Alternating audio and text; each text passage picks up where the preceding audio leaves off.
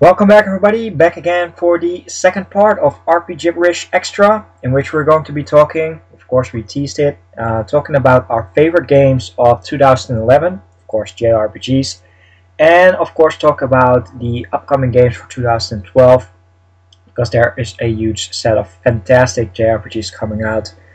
So if you guys enjoyed the first extra part talking about the games we've been playing, definitely stick around for, of course, games we've been playing over the entire year, and those are the 2011 games. So, Greg, let us know, which are some of your favorite RPGs of 2011?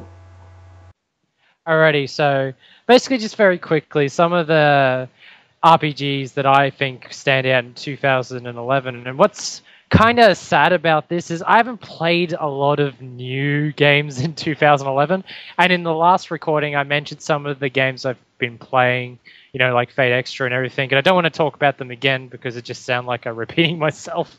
So basically just very, very quickly, this shouldn't come as a surprise. I really liked Eastbook 1 and 2 Chronicles. I think the translation that XC did was fantastic. And even though I've played it before many, many times before, I even played the Chronicles version in Japanese.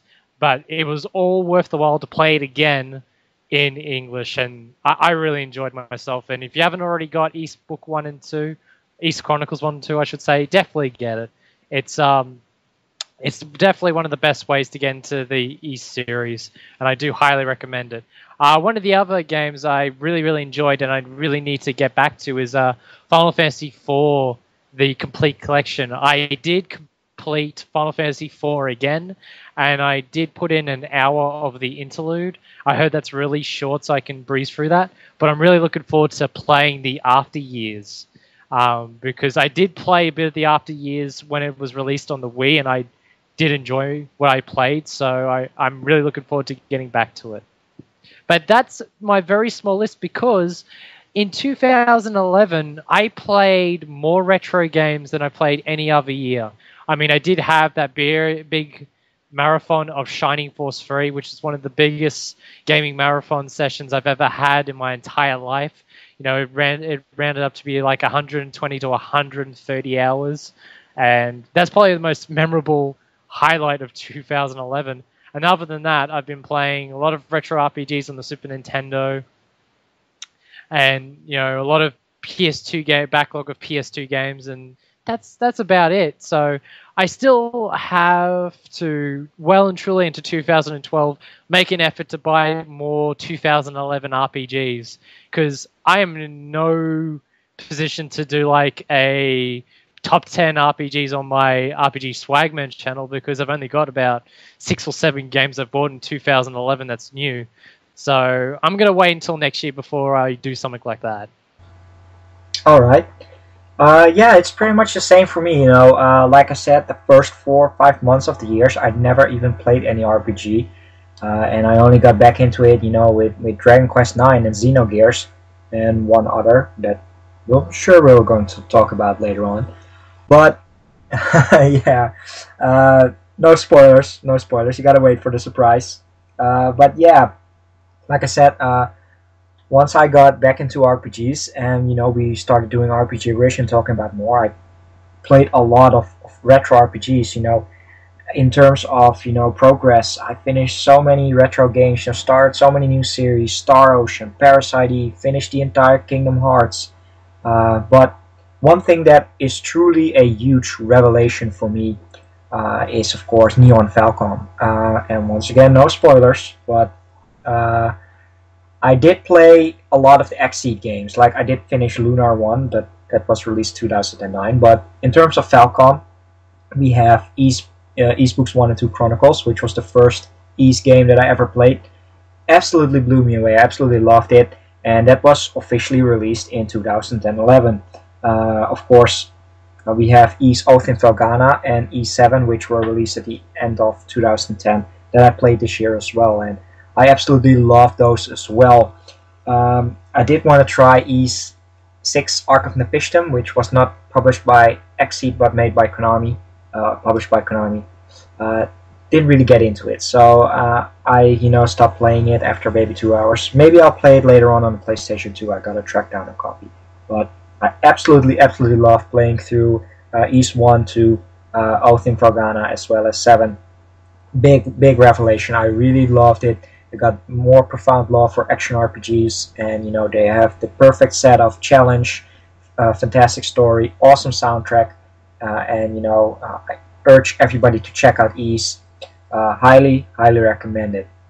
But besides that, you know, technically there are some RPGs released in 2011 which, yeah, you know, they qualify under 2011 release.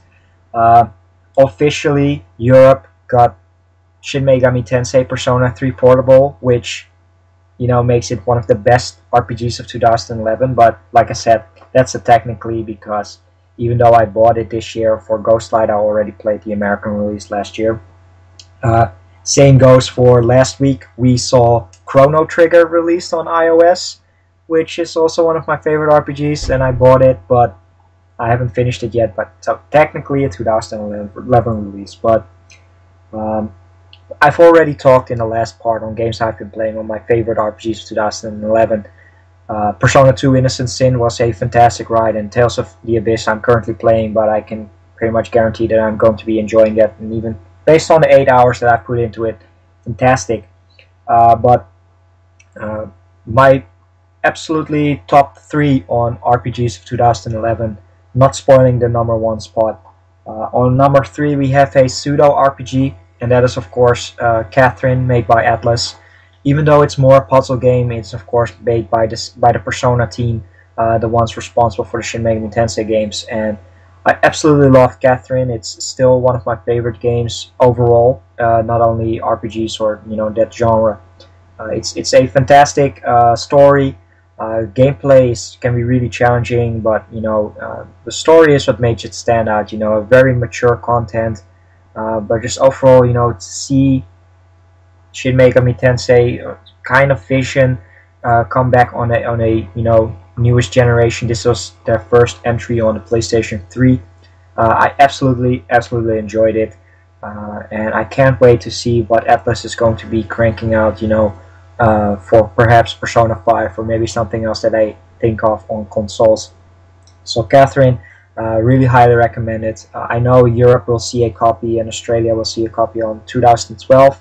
But you know, Catherine is region free, so you can still import it right now. Price should have dropped, and like I said, it's technically not an RPG, but you know, it's the same team, you know. So definitely give that a try. On number 2, Greg already mentioned it, of course, and that is Final Fantasy IV Complete Collection. He was already pretty, you know, hyped up about it. Gave it a lot of praise, but I'm just going above and beyond and say that if not for one other game, Final Fantasy IV Complete Collection is, you know, the best RPG released, you know, in a very long time. I'd never have, you know, Final Fantasy IV is already one of my favorite early Final Fantasy games. I finished it on the PlayStation 1, I finished it on the DS, and to see the original Final Fantasy IV Vision come back in the form of, you know, very high resolution 16-bit sprites is already fantastic. They streamlined pretty much everything on Final Fantasy IV alone, and it is a fantastic, superb release on its own. I would have been happy, you know, if that would be the package, because I am kind of disappointed with the 3D conversions of Final Fantasy 3 and Final Fantasy 4. While it did have voice acting on Final Fantasy 4, it was not one of my favorite ports, and I just love that, you know, that 2D style a lot more.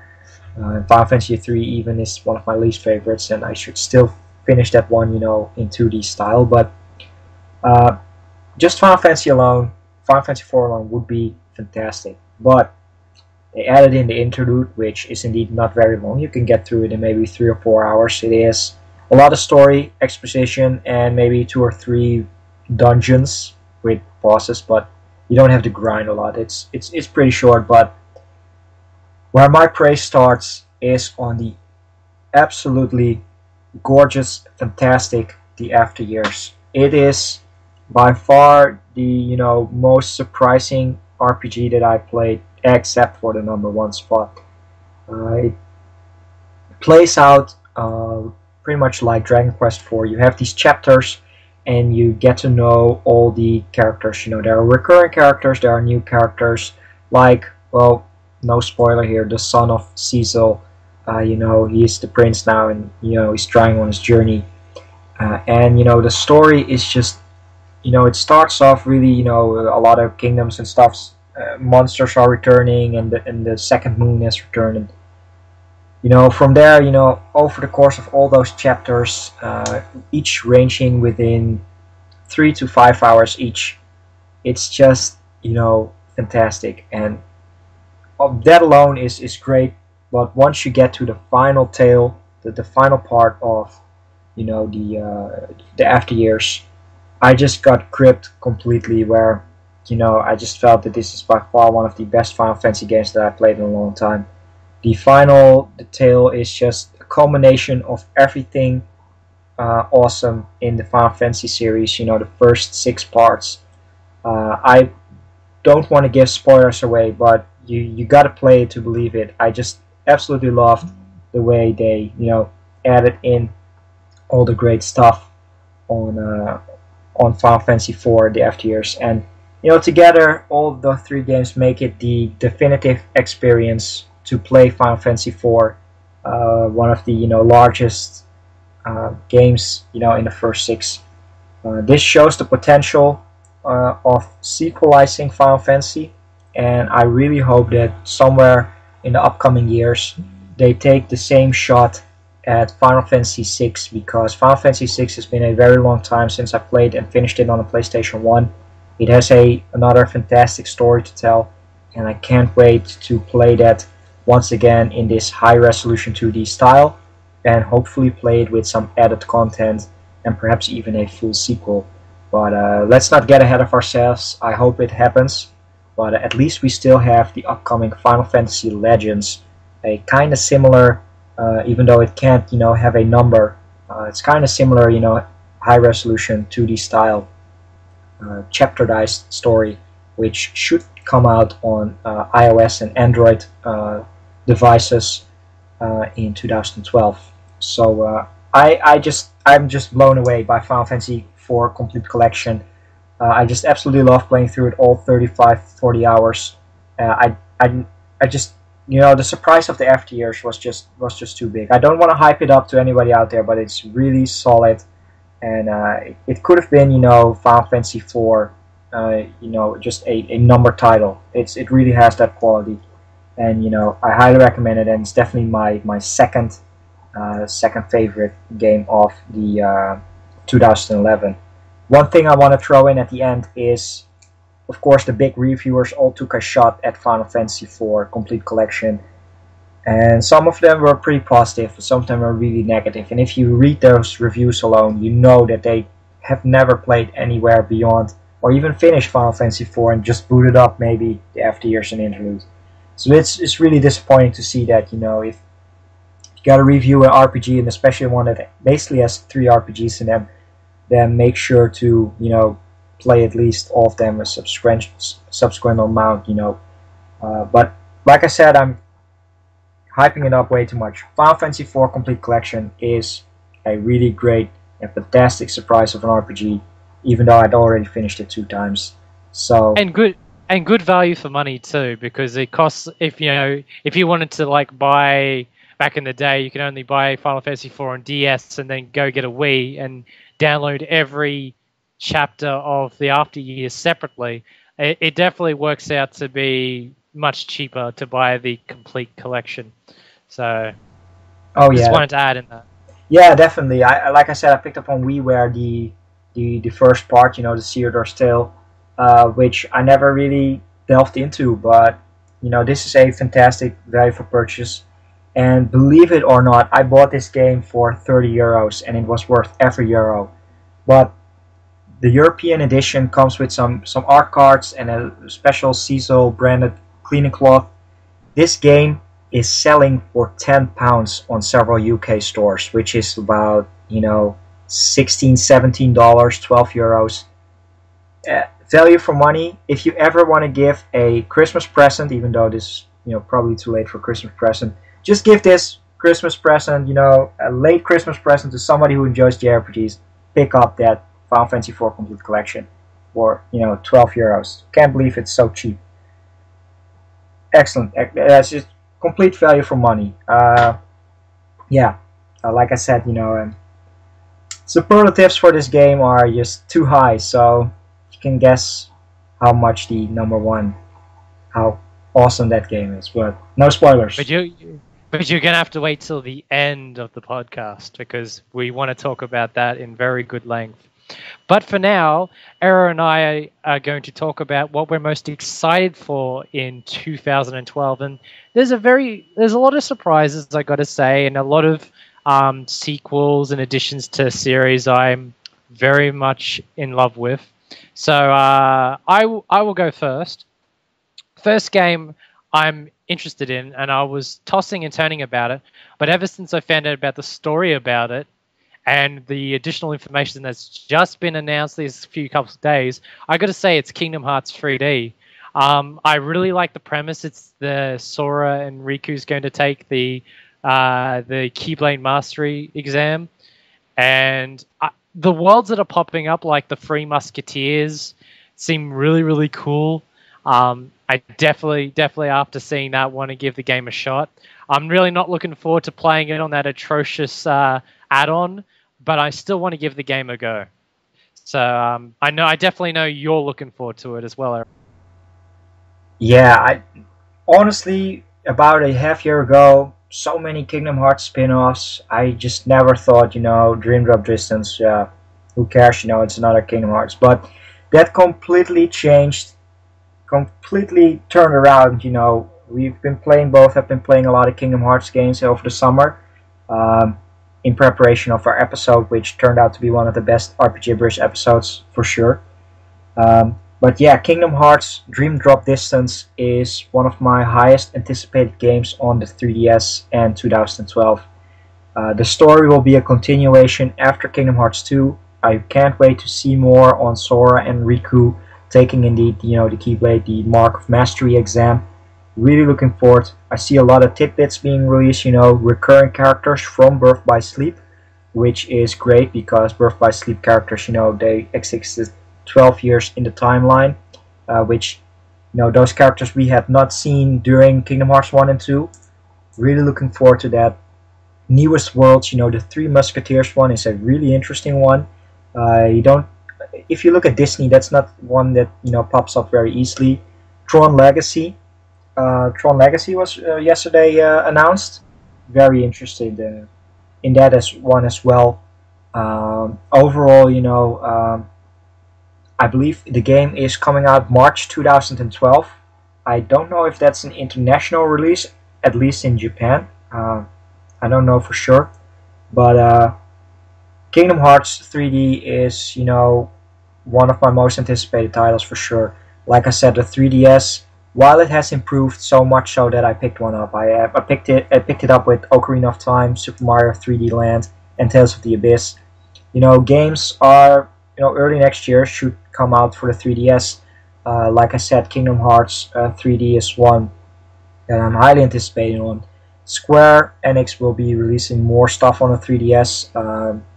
We have, of course, Theater Rhythm Final Fantasy as well, coming out, I believe, early in Japan.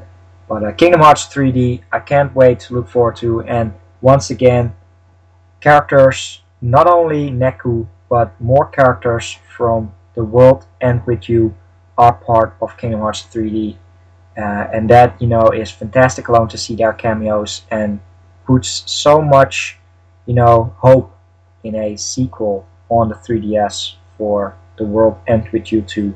I really look forward if that, gets released. But let's not get ahead of ourselves. All I can say is Kingdom Hearts 3D, I really want to play it. Looking forward to it in preparation also for the real Kingdom Hearts 3.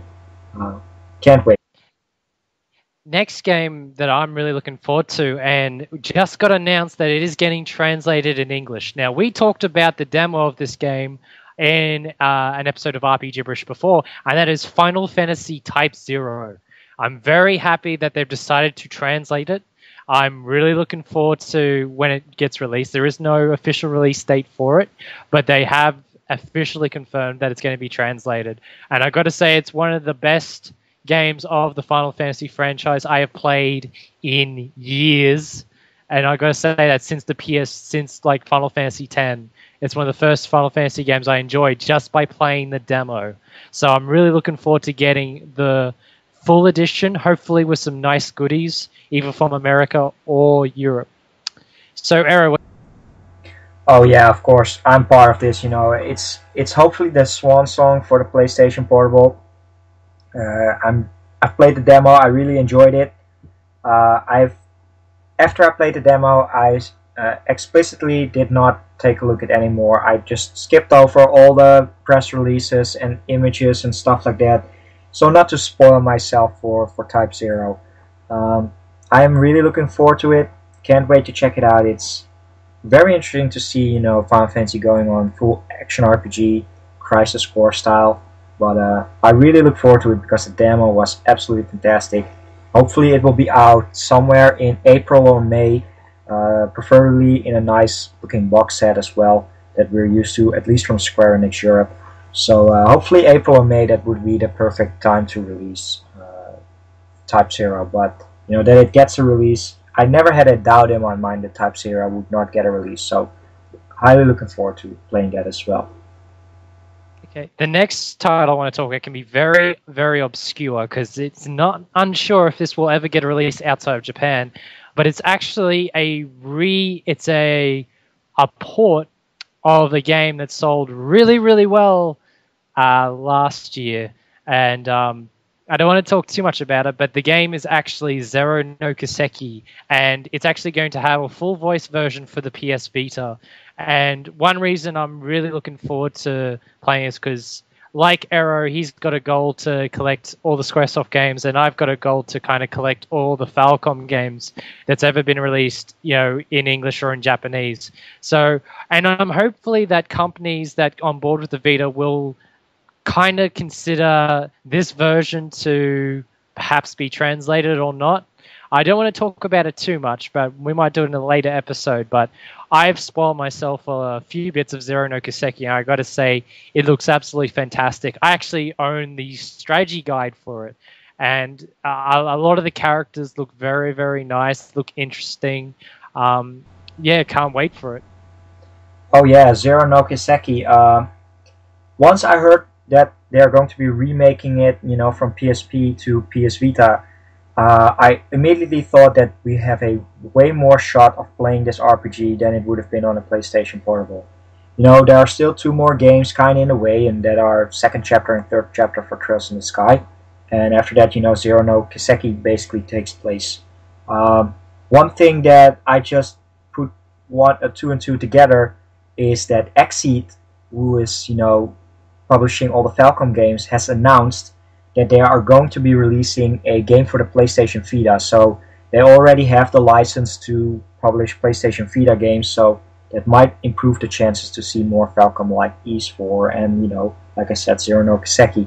The game, by the way, that they're going to be publishing is called Suomi Demon of the Arts. It's this really calligraphy type of style platformer, kind of like Cave's Ninja Jump.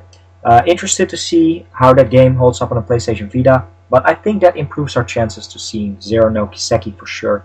And you know, everything Kiseki is awesome with me. Yeah, same with me.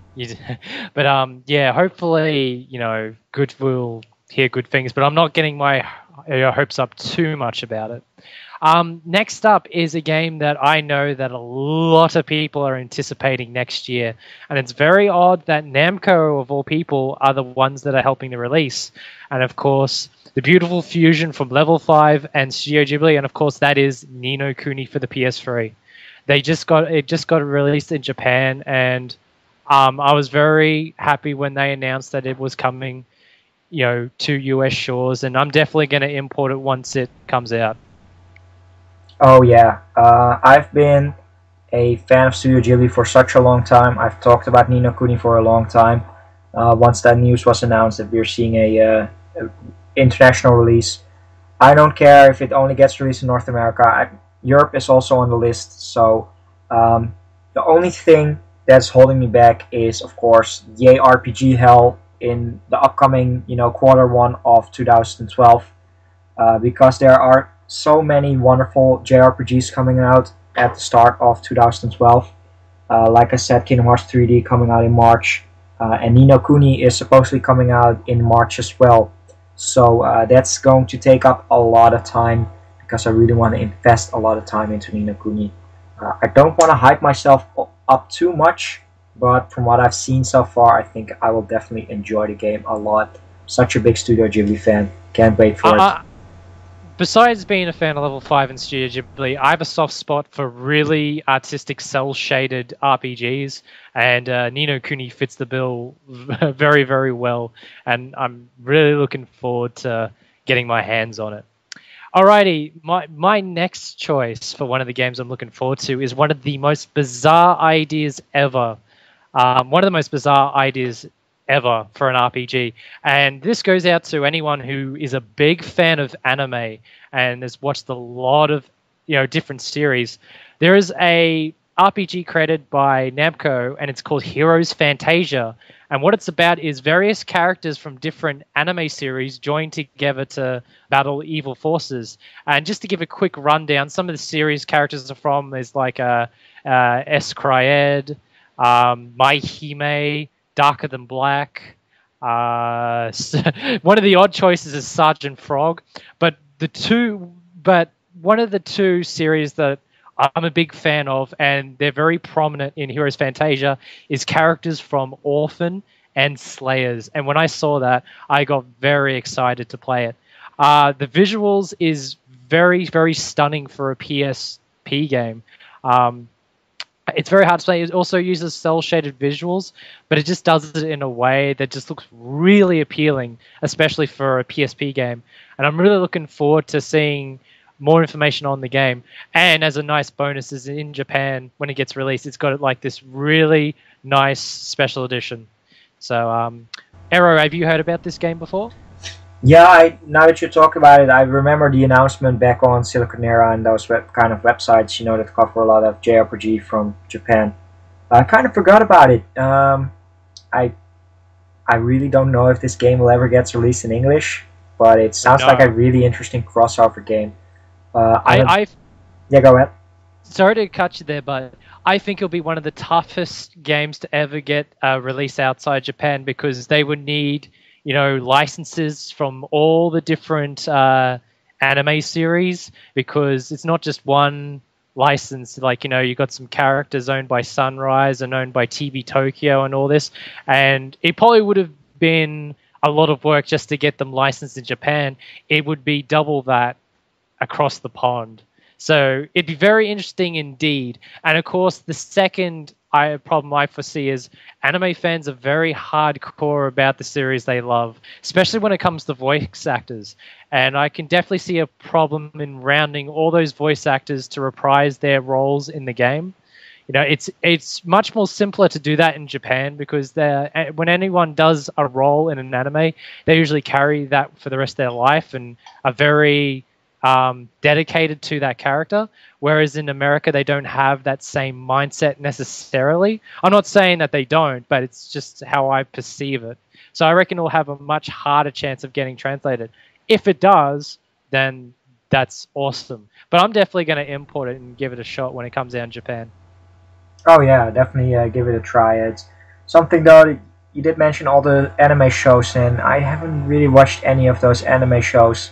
So I will have to wait and see, but I might have to check out some of those anime shows whenever I got the time. If you don't have much time, I will say check out Orphan Season 1. Especially if you're an RPG fan, you will love it. You'd love it indeed, because I absolutely love Orphan. And if you like a bit of comedy, definitely check out Slayers. Alright, I'm going to write those down, check it out after the podcast. Interesting. Alright, what's next on the list? Alrighty.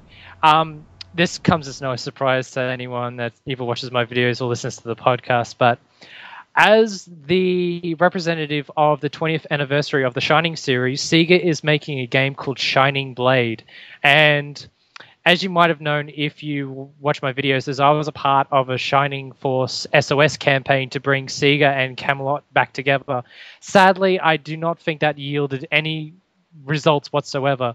So Sega has taken it upon themselves to create their own game, which is Shining Blade. However, I was at first kind of pessimistic about it until they announced the details for the game and got me very excited.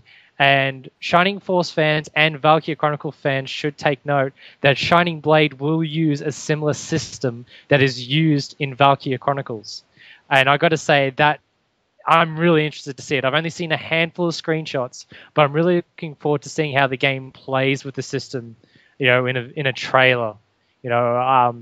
I just reckon the concept would be really good, where Valkyria Chronicles uses that system in sort of a fantasy-esque World War II setting with guns and tanks. It'd be very interesting to see it in a more medieval, magical setting, indeed. The character designs are gorgeous.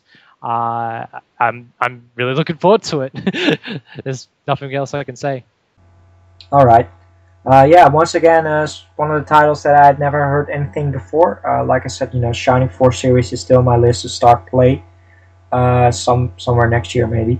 But I know that Shining series got a lot of spin-offs, but the fact that it's using the Valkyria Chronicles engine, that sounds really good.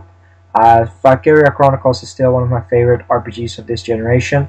Still gotta check out part 2, but that sounds really interesting, and perhaps Sega gives it a try, because Sega is doing some weird stuff with no localizations recently, except for Yakuza. But who knows? Speaking of Yakuza, that's actually on my list of best art. I still kind of count that as an RPG or an adventure game with heavy RPG elements. 4 was also released in 2011, so I just want to quickly slot that in there. Definitely play it.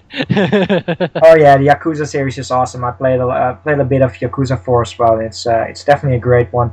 You really gotta play some more Yakuza somewhere, next year. We'll see how it goes. Alrighty. All right. But the next game, and me and Arrow, I agree with each other that this is probably one of the more prominent RPGs of 2012. Of course, it is a port/remake of one of the best RPGs on the PS2, and possibly one of the best games to be a gateway into the Shin Megami Tensei series. And of course, I'm referring to Persona 4 The Golden on PS Vita. And lately, I've had a hankering to just play Persona 4 again, but I'm going to wait until the Golden comes out, because I've just of all the tidbits they've been showing lately, like the extra content with like a new character, more social links, and more events throughout the year to make it a bit more memorable experience, even though the game itself on the PS2 is perfect. But I'm really, really looking forward to getting the Golden and spending another month to 2 months, being lost in the story of Persona 4 once again. Oh yeah, it's one of my highest anticipated titles. I'm still on the fence whether or not I'm going to play it, because it is an 80-hour RPG, and with so much more content, we'll have to see how it goes. I really want to give it a try once again, because it's the game that got me into the SMT series. I love it. So I'm really going to check it out. And of course, some game that is technically, of course, no RPG is, of course, Persona 4 The Ultimate, the fighting game made by the creators of BlazBlue, starring not only Persona 4 but also Persona 3 characters. And I gotta say, when I saw the first batch of screenshots and artworks for the Persona 3 characters, I got really, really excited seeing Mitsuru and Akihiko again. Just seeing how they've changed just looks absolutely amazing, and it just had me frothing at the mouth, so to speak. And I can't wait till Ultimate Mayanaka Arena comes out as well. That's probably going to be one of the very first games in a very long time I will play online, because I'm not a big online gamer, but I will play that game online with our friends and members of the YouTube community. Oh yeah, that's definitely nice. I'm kind of hoping to see Persona 1 and Persona 2 characters in it, but we'll have to wait and see. But I'm very excited for the entire Persona 4 blowout that will happen early next year.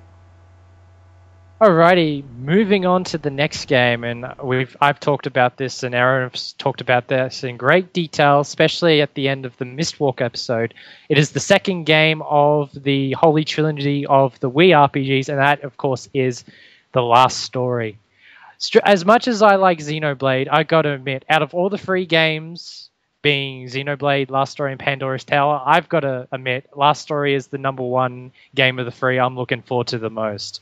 I don't know, there's just something about it that draws me in to it. And for anyone who likes shorter RPGs, one of the good news is it's actually about only 30 hours long, but it is a very memorable experience for what I've seen, and for what I've heard and read. I'm really looking forward to The Last Story. Oh yeah, I'm pretty much the same. I didn't know it was only 30 hours long, which honestly, you don't hear me complain about because time is of the essence recently. But really going to pick up The Last Story. Of course, it will be a day one purchase for me. Jrpg hell, it's coming out at the end of February. No idea. I think I should.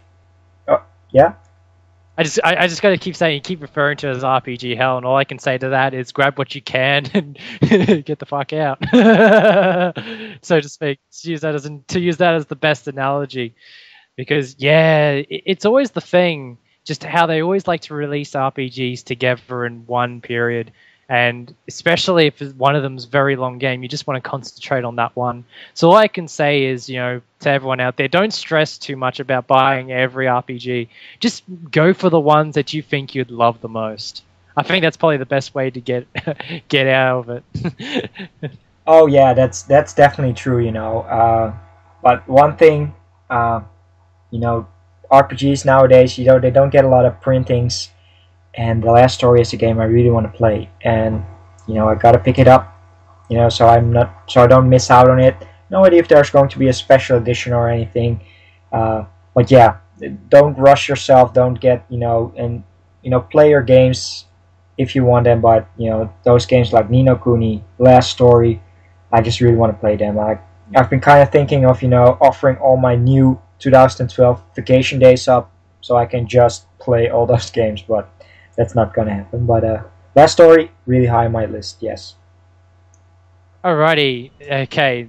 Now this is where I come at a crossroads. I actually before I get into the episode, would comprise like a top 10 list, and in the second and first spot, it really is an uphill battle because I both view these as probably the number one game, or I should say games, that I'm definitely without a doubt going to buy. Whether it be single or special edition, of course, that is East 4, Celceta, and Suikoden, the Centennial Tapestry. And first up, East 4, I have said many times on podcasts, many different podcasts, and on my videos, it's one of my most highly anticipated games. Probably going to be one of the best remakes of an RPG ever made, from what I've seen. I don't want to hype myself too up. I just have a really good feeling about the game, and it is probably the number one prominent reason for me to buy a Vita. I don't want to take this episode to another. I just want to talk about East 4 bit, so I'll just quickly give it over to Aero. Yeah. Anything new to add you haven't said before? No, not really. Like I said, I've played a lot of fantastic East games this year. I can't wait to check it out. It's definitely one of the highest anticipated titles on the PlayStation Vita. I just hope Xseed releases it in 2012. Alrighty, yeah, Xseed. I mean, if there's one, they're unsure about releasing more Falcom games. This is the number one Falcom game they have to consider releasing because it's one of the better East stories, and I say that 100%. Guarantee. It is one of the better stories of the series. So hopefully they translate and we'll see it. But now to my number one most RPG, which I just mentioned, is Suikoden on the PSP. I've been seeing more details on that. From what Konami's been doing lately, they kind of want to make it more faithful to the series because it seems that when it was first announced that I kind of felt they want to push it away from the other series, but recently they've been doing some promotions where they want to keep the memory of the old series alive. Like recently on Suikoden Era, Konami posted they posted an article about how Konami wants to have all these wallpapers of the different Suikoden games, and it's funny how they matched them all together. And the new game, how it kind of resembles the other games and the cast of characters. So it's kind of a good way to reassure fans, but it's just a little bit of fan service. I'm not going to look into it too much, but I'm really looking forward to seeing more information on the game. But Suikoden's my favorite series. It's a no-brainer that it would be my #1 most desired RPG of 2012. I just think the concept of a story over 100 years sounds really awesome. I just really hope that they don't take out the war battles. I hope they keep them in, because that's something that makes Suikoden in my eyes. But I know that in February, when it gets released, February the 9th in Japan, it's going to come with a ridiculous special edition where you can pay a little bit extra and get an encyclopedia. I don't know what's going to happen in the next year, but hopefully I'll have the money enough to get it, and it'll be one of the nicest pieces for my RPG collection. Oh yeah, Suikoden for the PSP. This is one of the times where I'm really disappointed that I don't know or understand how to read Japanese. I really do not think that Konami is going to release this game on the PSP, in outside of Japan. But I am really interested in it. But my love for Suikoden, it's still a love in the past somehow. I still have not played any other Suikoden game after Suikoden 1 and 2. And it's definitely a goal of mine in 2012 to at least play Suikoden 3 or any of the other Suikoden games, because I gotta somehow rekindle that love. And with Tire Cries and Tactics and now this one, a lot of spin-offs kind of, and not always hyped to get this one released. I know we're both big Suikoden fans, but I somehow I can't hype myself all the way up, and then get disappointment that I will never be able to understand this game to the fullest. But yeah, it's still Suikoden, and I really hope that this series continues on to releasing great iterations in the series. But I really got to sit down and play some Suikoden 3 sometime next year. Yeah, I'm hoping to play Suikoden 3 next year as well. I mean, I own all the manga volumes where it tells the entire story, which is really good, but I can't wait to actually play the game. It's actually funny, in the 2 months, I actually played the Japanese version for the first time, so technically I've played a bit of the game, even though I never understood it, and I think it looks stunning for a 2002 PS2 RPG. So I'm really looking forward to playing my US copy sometime in 2012. But I don't want to hype things too much, but I just want to throw it out there that I think I would be perfectly safe to say that Konami probably won't release it. However, they were one of the companies in 2011 that actually had growth in stocks and sales than any other game developer. And I can see that they're spending all their money on new series and new IPs. So I don't know if they would have any money left over to take a risk on releasing Suikoden, especially since it's never been a commercial success. I mean, our glorious listeners, Suikoden is a fantastic series, but is a very niche audience. Not many people besides ourselves have played it, and hopefully one day we rectify that, because we really stress to anyone that has access to buy Suikoden 1 and 2 at least to go out and play them. Suikoden 2, in my doubt, is the greatest story ever told. It's the greatest story ever told. And you ever get the chance to play it. There's got to be more people out there that got to play Suikoden and get it more well known.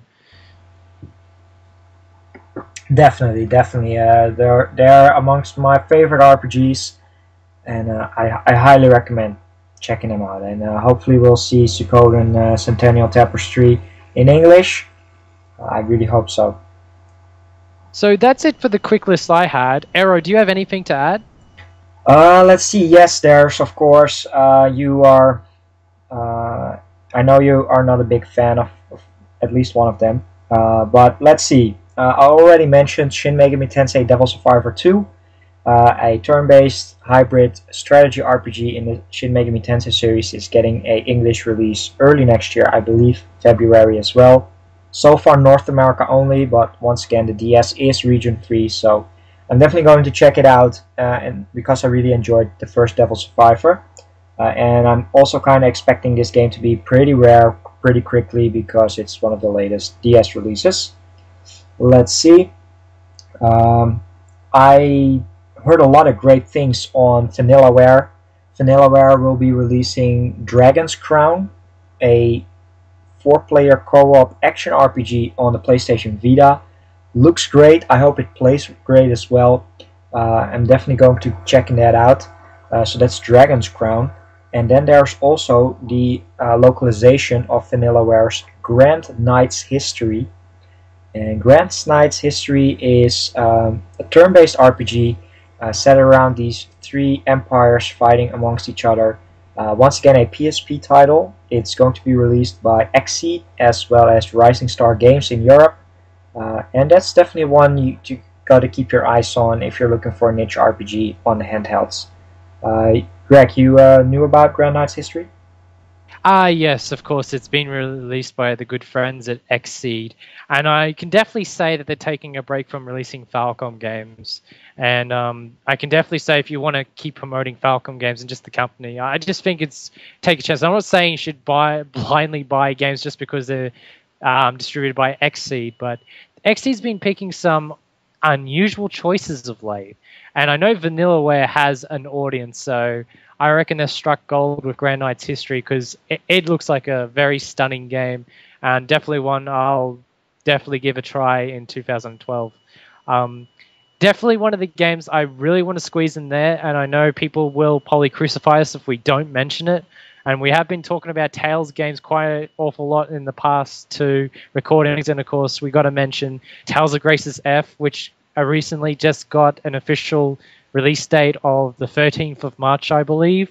Definitely one of the games I want to pick up because it looks more one of the more desirable Tales games. I've already seen a little bit, and not to spoil anything, but it definitely has a storyline where the characters do age, where it has 2 different time periods. And I really like games like that, so definitely looking forward to Tales of Grace's F. Oh yeah, you were kind of getting ahead of me. Those are one of the games that I still wanted to mention, of course. Tales of Grace's F, March release for North America, which once again would have made those months even more unbearable because, you know, I play more than JRPGs, and we also have things like SSX, Bioshock Infinite, Mass Effect 3. That's insane. So I am really happy that Tales of Grace's F has been delayed until summer of 2012 for Europe and Australia.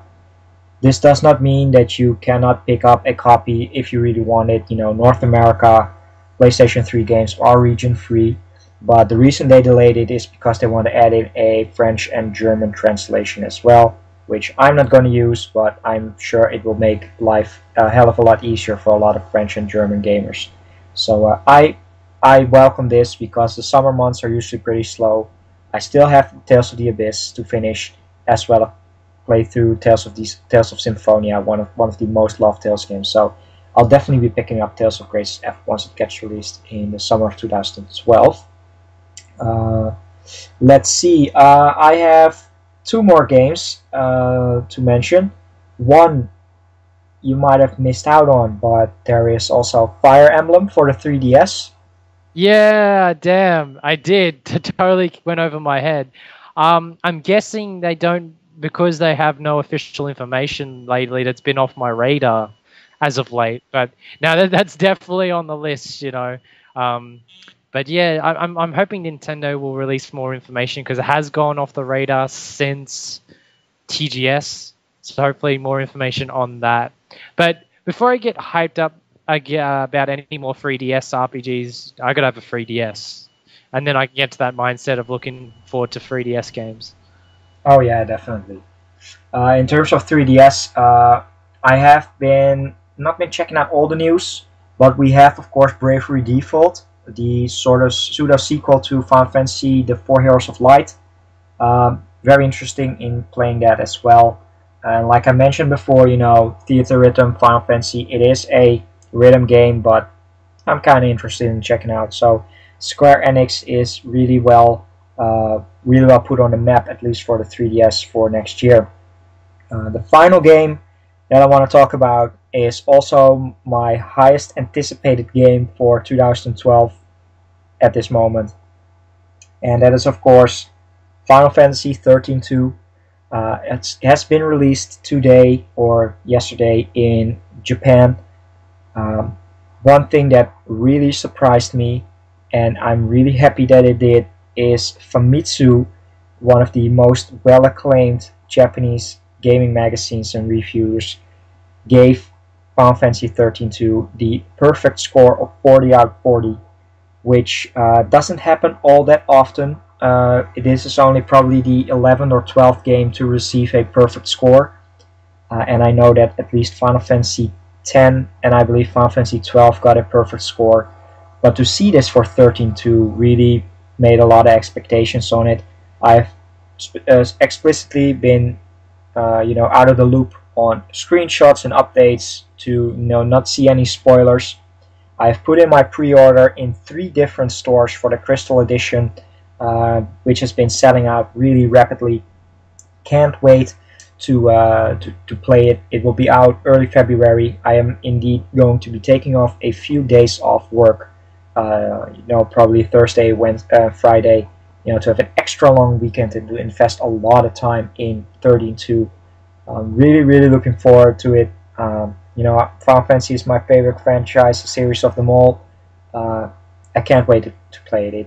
It's I love 13, and I hope that I will love 13-2 as well. It's funny. I was wondering how many people that would be listening up to this point would be screaming why we haven't mentioned that yet, because it's definitely number one on a lot of people's lists. And of course, they all know me. It will definitely take a back seat. It's very nice that Famitsu gave it a very high score. I'm looking forward to seeing why that is, whether they've made some improvements that will please more hardcore JRPG fans. I've been hearing down the mill there's a lot of DLC content. I don't know if we'll ever see that across the pond. Maybe we will, because it's Final Fantasy. It probably has a better shot. But yeah, I'm really surprised that it's gotten that acclaim, and we'll see what happens when it's released across the pond to Europe and the US. Yeah, definitely. Like I said, not being excited for a numbered Final Fantasy game for me is not done, unless I end up in a hospital and be in a coma for a couple of years. But, I'm always excited for a Final Fantasy release, even if it's Final Fantasy Crystal Chronicles, Rings of Fate 2. Oh, no, that's not true. That's no. I would not be excited for Crystal Chronicles, but, but 13-2, there's been so much talk on 13, and a lot of people hate or love it. I just really enjoyed it, and I can't wait to play a sequel on it. But yeah, I think that is about it, except for one game. Well, actually, no. I'm going to extend it by a little bit. Just talk about free. I come out of left field. Anyway, just quickly, I'm not going to go into it too much. Just some other games that I've got my eye on that I don't want to talk about too much, like Atelier Maruru, which kind of rounds off the Arlen trilogy, is getting a earlier release than usual, which is also really cool. Just thought I mentioned that. One of the other games I'm really looking forward to is Black Rock Shooter, which is another Image Epoch game. It's a action RPG with shooting elements. More cinematic sort of style. Kind of reminds me of Kingdom Hearts a tiny bit. I don't know if that's not justified, but it looks interesting indeed. And lastly, probably not a game I'm looking forward to gameplay-wise, but it will have Falcom-related content into, and that is Neptunia the Mark II. Neptunia was probably one of my more disliked games of 2011, but since it has Falcom material in the second game, I probably will buy it because I'm a dirty Falcom fanboy. That's how I roll. I understand. It's Yeah, you indeed mentioned 3 games published by NIS America, and earlier this year I made the explicit choice to drop everything of NIS America on my radar. It's just, I'm a fan of so many big games. Uh, Mana Khemia was a great one, but after that I just never had time or interest in any of the other games, even though I still own a lot of them. So yeah, those dropped off my radar. But if you're a big fan, of course, of the NIS America, brand and those type of games, those are definitely some of the better ones that you could pick up, next year. And I'm sure One there will be thing many more. One thing I want to ensure is the days of NIS America releasing Gus games might be finally over, because one of the most oddest shock stories of 2011 is that Koei of all people merged with Gus. Or I should say Gus merged with Tecmo Koei. So it's very interesting to see that. However, it's not all that far-fetched, because for anyone who's not in the PAL regions, Koei actually was the ones that actually released the Atelier games to the PAL markets. So it's very interesting that in Japan they've gone full force and have been absorbed into Tecmo Koei. And one of the jokes that have been going around is that you'll probably see an Atelier character in the next Warriors game.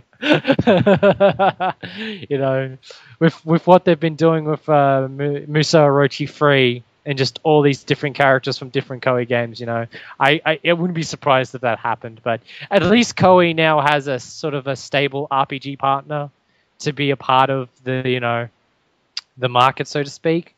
So it'd be very interesting to see if that happens beyond the pond, and we will see all the Atelier games being released by Koei instead of NIS America. Okay, that's didn't know about this story. Interesting. Yeah, definitely interesting. Uh, though there is one more title, I think it's safe to say that this title is the most anticipated title. I don't want to say combined with all the other titles that I've mentioned, because there are some really, really awesome ones. And it also ties into our favorite RPG of 2011, and that And is, we both agree on this, both Arrow and I, that yeah, it is the best RPG of 2011. And of course, that is Legend of Heroes Trails in the Sky. One of the best RPGs to ever be, made on this planet. I gotta say, ever since Suikoden 2, I've been looking for that experience with a rich, engrossing story with such memorable characters, and I gotta say, does definitely comes close. Where to begin? I got to thank my good friend Taylor Murugari 553. I've known about Trails in the Sky for a very long time, but he told me things that made much more interesting. And when Xseed had that limited edition, I thought, well, I'm definitely going to give it a shot. And I just got to say, I'm glad that it happened. I got to experience it. So you're going to probably ask, why is it the best game? Well, the story is it's just very well written. The world of Trails in the Sky is well constructed, and the characters are so likable. And as I've touched upon before, is a lot of RPGs nowadays just have so much drama in them and are not light-hearted moments or human moments. Whereas in Trails in the Sky, there's a lot of friendly banter between characters, and there's a lot of laughs to be had. It's one of the more funny JRPGs I've ever encountered, and you grow to like the characters a lot more than your average JRPG. And basically, when something dramatic does happen, it has more of an impact. And I got to say, there's some twists and turns that you will guess, but towards the end, I'm not going to spoil it, but my God, is it one of the greatest cliffhangers ever in a video game. It just makes you want to get the second game, which I did. I imported the second game so I could just see what happens afterwards, because it just had such an impact on me. So basically, that's my opinion on the story and characters.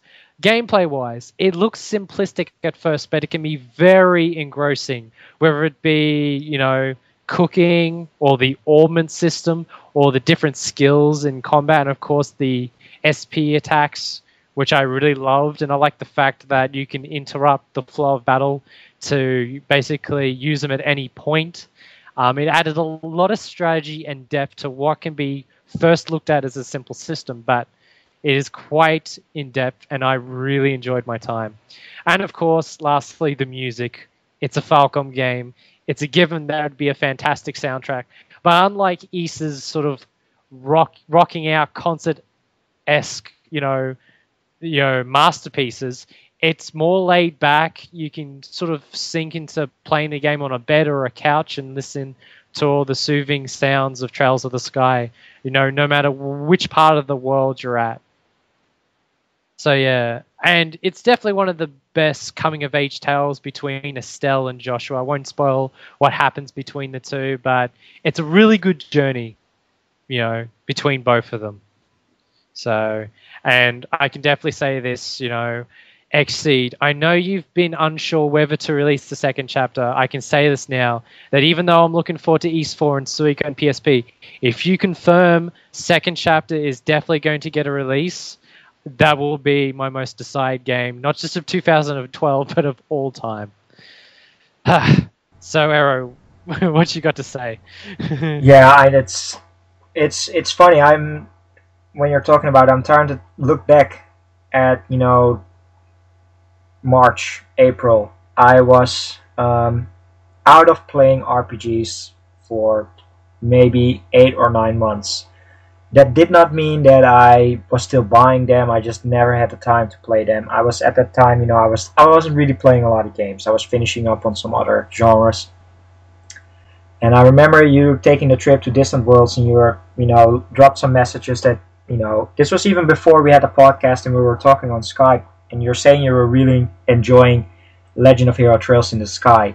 So I checked it out, and of course I saw it was, once again, Exceed, and at that time, Exceed for me was unknown. It was only, that company that, is pretty similar to Working Designs for, they also had Lunar. And now they were releasing these games from a company that I'd never known, Ease, that I'd maybe heard from, Happy Console Gamer videos and from your videos, and never played any of them.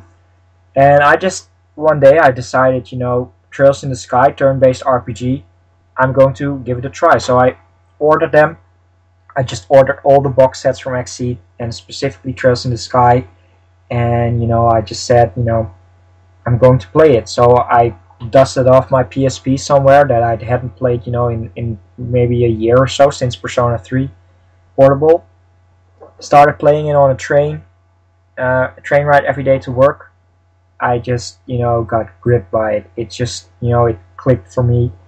Everything, fell into place. The opening of the game was fantastic. I loved the storyline, the characters, the story progression, character development and stuff is absolutely fantastic. The soundtrack, and just playing through the game, it was just really, really, really enjoyable. Just the game experience on its own, back in March, I believe I played, a slew of fantastic DS titles like 999, Last Window, Ghost Trick, already 3 stellar titles, and that, put me in a really great gaming mood. And then I, started playing Trails in the Sky, and I, started playing it, and I was just completely blown away by it. Everything, there was just pretty much nothing bad to say, and like you mentioned earlier, it rekindled some of that love that I had when I was younger, and I started playing, Final Fantasy and Suikoden, and most notably Suikoden, and it just, it just completely, everything, all those pieces fell together. Absolutely loved it, and play through it. I loved doing all the side quests, to get as many bracer points as possible and rank up, in the bracer guild, and get more stuff, for equipment and stuff like that. And just that journey, I think it took me about 38 to 45 hours, somewhere in between. I just never had any downtime. I just absolutely loved playing it. I started playing it more. Started playing it, Uh, Even though I was outside of the train, at work, I just would continue on for maybe 2 hours at that time. And I was playing it, at the end of April, early May, and that was about the time that a lot of stuff in my personal life, went way better. I just bought my new house, and I remember, this house was, still being built up, and then Trails of the Sky was the game to go to, to kind of relax. And that entire experience just, made me fell in love with the game. And then all of a sudden, they throw in indeed one of the all-time best ever cliffhangers that I've ever seen in a game before. Make me so hyped up, and I just want the courage to end your game on a cliffhanger like that, knowing full well that at that time it would take a year to be released a sequel in Japan, and perhaps even knowing full well that a couple of years later, there are so many people in anticipation of the second chapter. It's just absolutely ridiculous. I just love playing through the game. I have to be honest and say that I, like with all other games, I never really have an urge to replay it.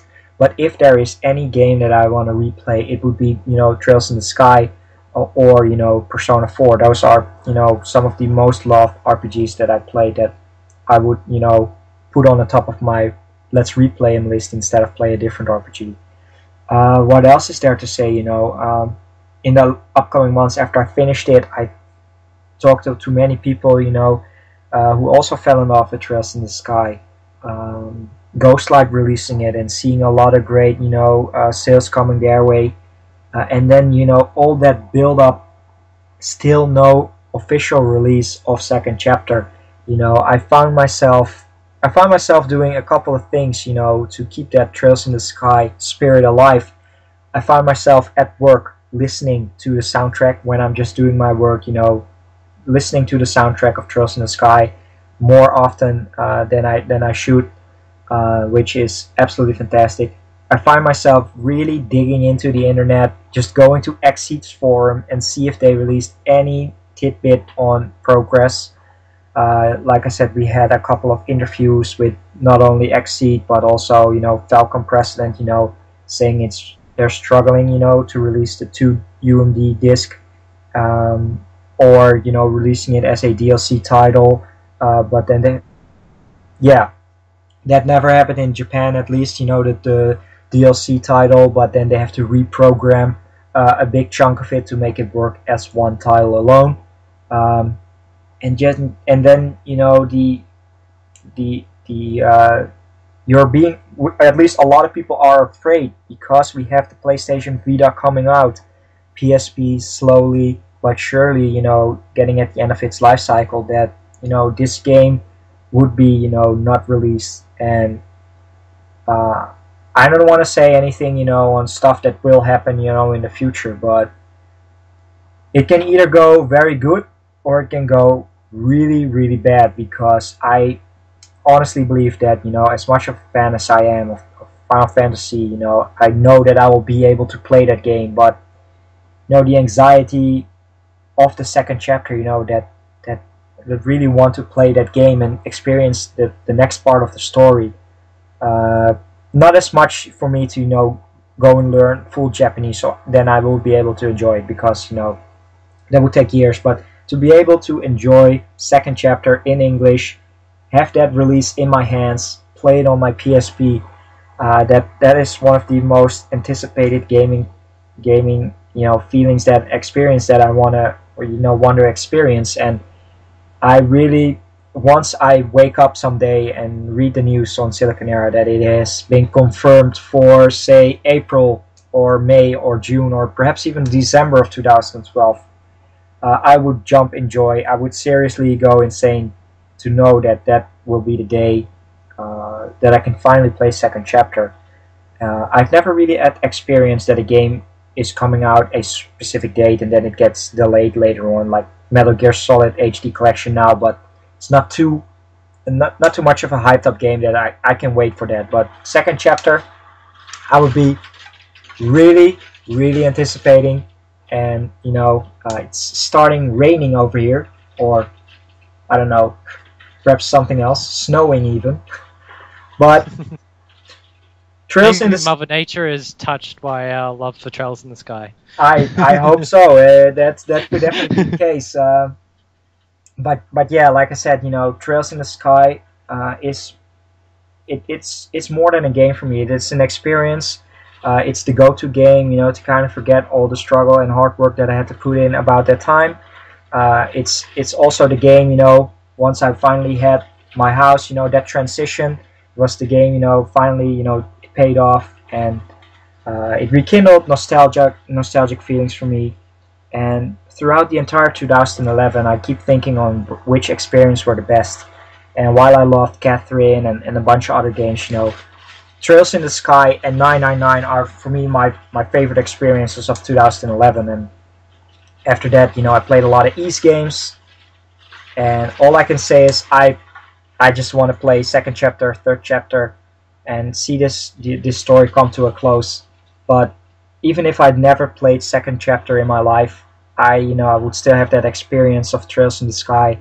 Absolutely, blew me away, and it will still always be one of my favorite RPGs, for all time. It just at that time, playing no RPGs for maybe 9 months or so, kind of losing that feeling, and then be blown away and get drawn back into it by Trails in the Sky, together with another one of my favorites, Xenogears, which I was playing besides each other.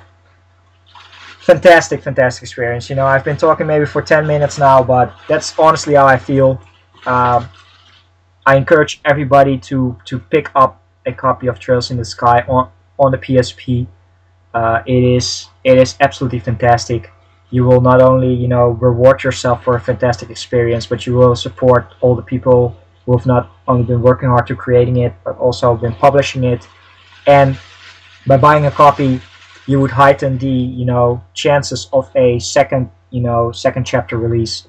And all I can say is I bought a copy of Neo Falcom. I still have to order a copy from Ghostlight. But once second chapter gets released, I'll make sure to buy 2 copies and just give 1 copy away for free on my channel and support XC that way. That's definitely something that I will be doing for sure. Basically, just to add a few, I'm with Arrow with listening to music outside of playing the game. One of my favorite tracks of the entire series is Silver Will, and it plays during a certain character's battles, and it has to be, without a doubt, one of the greatest pieces of game music ever. I make it a daily ritual to listen to it. And there's about 4 different versions, with a new version being the anime opening. The thing about Trails in the Sky, or the Japanese name is Sora no Koseki, is the Koseki series is entering a momentous period in the series' life, where they just have an anime series released in Japan on DVD and Blu-ray based on the events of second chapter.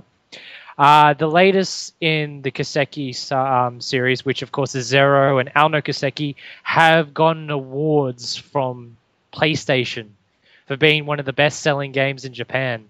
I'm very happy for Neon Falcom. I wish nothing but success for the series. Hopefully we'll get more Koseki games in English in the future. We just got to spread the word and get more people to play the game. As Arrow has said, whether it be XC's release or Ghostlight's release, go out and buy the game. It is one of the best RPG experiences you'll ever have in this lifetime. And before we talk about some more, I think we're going to end the episode on that. And Arrow, do you have any final words? No, not really. It's been great to talk about RPGs, and talking about Trails in the Sky. It's always great, and I have to be honest and say that I did record a review, but I've never released it on my channel. But I don't think I will, because I can just use this audio. It's this is the first time I really sat down and talked about my feelings for Trails in the Sky, not having to explain the whole system of the game. But I think it's safe to say that Trails in the Sky is indeed one of my favorite games of 2011, and highly, highly recommend it. And the episode itself has been great, because there's a lot of great stuff upcoming for 2012, for sure. Alrighty, and nothing else to add. All I can say to all our faithful RPG fans is have a Merry Christmas and have a fantastic New Year. We'll be back in 2012.